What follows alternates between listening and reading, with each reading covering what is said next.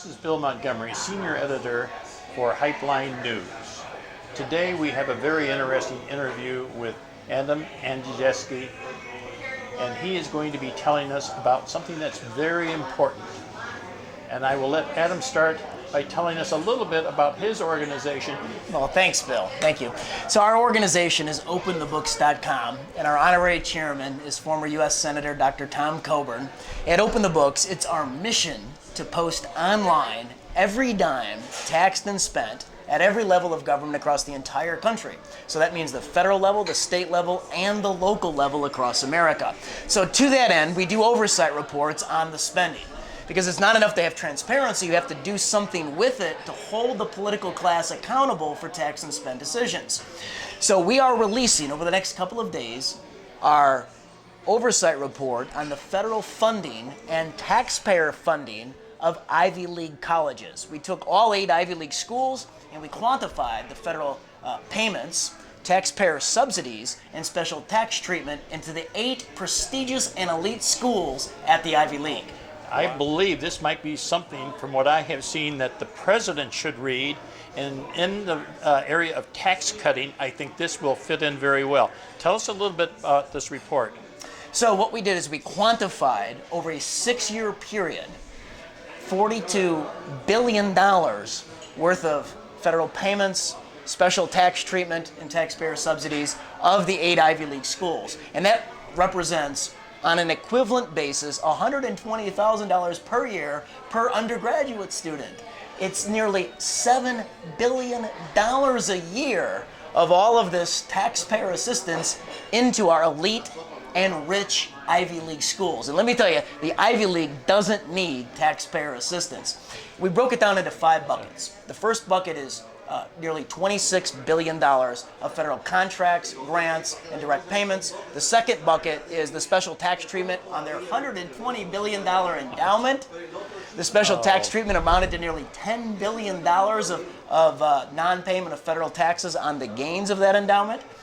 State payments of nearly $1 billion over the course of the last 6 years. The Ivy League doesn't pay local property taxes, and they saved about $3.5 billion by not paying property taxes as a nonprofit organization. They also, when they do construction bonds, they issue tax-exempt bonds, which have a tax-favored federal status, and that saved their investors $1.7 billion. You add it all up, it's $42 billion. It's an abject, stunning amount of money. You know, and why hasn't anybody done anything like this before?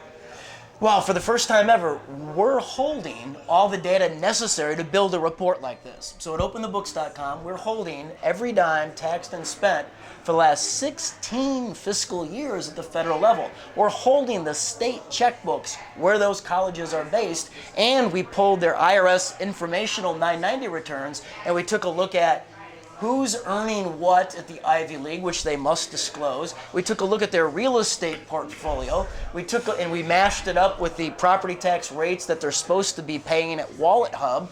We took a look for the first time ever and quantified their federal contracts and grants and student assistance into the Ivy League. And here's an interesting fact. In their declining legacy education business, they took, over the course of the past 6 years, $22 billion worth of student tuition.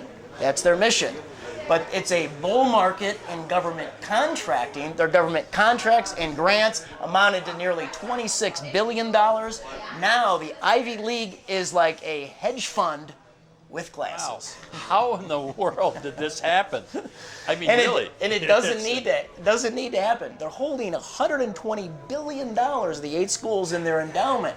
And what that means is, we show in our report, Ivy League Inc., and you can go to openthebooks.com and download a copy of that report. We show in the report that for the next 51 years, with no further gifts, the Ivy League could fund every single undergraduate student full tuition and room and board for the next 51 years. What's happening in the other schools and colleges across the country? Well, in state schools, for instance, the taxpayer subsidy of an undergraduate student, on average, in the average state school, according to Nexus Research, is $15,000 per year. But because the Ivy League has literally gamed the system for their own personal gain, the taxpayer assistance on an equivalent undergraduate student basis is $120,000 per year. That's incredible. So we show in our report that on federal grants and contracts, which are funding some medical research and prestigious research, they're funding oftentimes cancer and heart disease research and gainful projects. And those projects have a public purpose.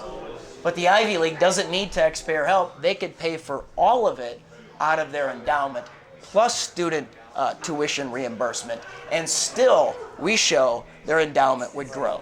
So what kind of things are they doing with this money? Well, we did give oversight to some outrageous examples of waste. One of the most outrageous grants was on climate change. $5.7 million flowed to create a climate change game where all you do is you listen to voicemails from 50 years in the future after the world's been destroyed by climate change. We also showed nearly $1 million flowed into the Ivy League to study the habits and migration patterns of whales off the Virginia coast in the wind farm energy areas. I mean, it goes on and on and on, these examples in our report of just abject waste. Who approves these, though? Who gives the approval for all these crazy studies? When you have a science department or a medical department that has become politicized, all you need is a favorable bureaucrat at the federal level to greenlight your project. And so we raise the significant question as whether our top medical systems at the Ivy League, the top scientific departments at the Ivy League, if they have just become a political favor factory. But what do we have to do to correct it? So the Ivy League needs to pay their own way. That's the solution. The richest schools don't need to get richer. And if they continue at this current pace, if nothing changes in the system, just 7 years from now, the Ivy League will have an endowment not of $120 billion, but of $250 billion. They've literally gamed the system for their own personal gain. Really, the students aren't gaining by this. They're still having to pay the high tuition rate. Up to $60,000 a year. Right. Well, it's a high bar that the Ivy League has, and they have to answer the question, what is the public purpose for working class and middle class taxpayers to fund the Ivy League programs and the contracts and the grants when they don't need taxpayer help, when they have $120 billion in their endowment funds? So there's no oversight from Congress on these funds being expended to the colleges? There is oversight in Congress, and I think now the president has put forth a budget plan that now goes over to the House of Representatives and into the committees, into the oversight committees, where he'll slash a lot of this spending. Wow, I'm impressed. You know, folks, I've known Adam for some time, and I think his organization has done a terrific job of exposing a lot of waste in government. And I think that this is only one very small thing that he has done amongst many others. And I think that we need to look more into what Open the Books has done, not only on the national level, but also on state and local levels.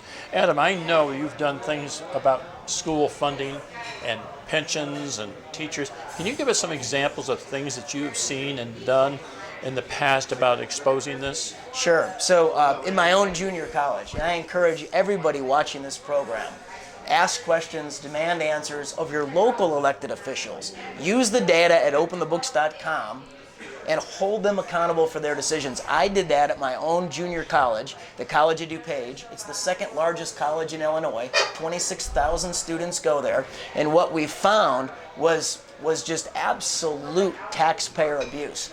We found that there was an email strategy to get a $20 million state construction grant by bringing political support to the last Illinois governor, the Democrat Pat Quinn, in exchange for the money. When we exposed that, the grant was stopped. We found that the school spent $600 million rebuilding every single building on campus, but it wasn't enough. They built an upscale French restaurant, complete with a world-class wine cellar, and they hired a French sommelier.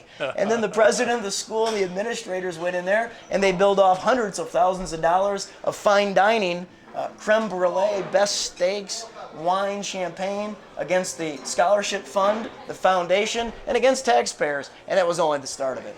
So tell us a little more how they can reach you and what your organization does and how they can help you do more. Sounds great. So just come to learn more at openthebooks.com.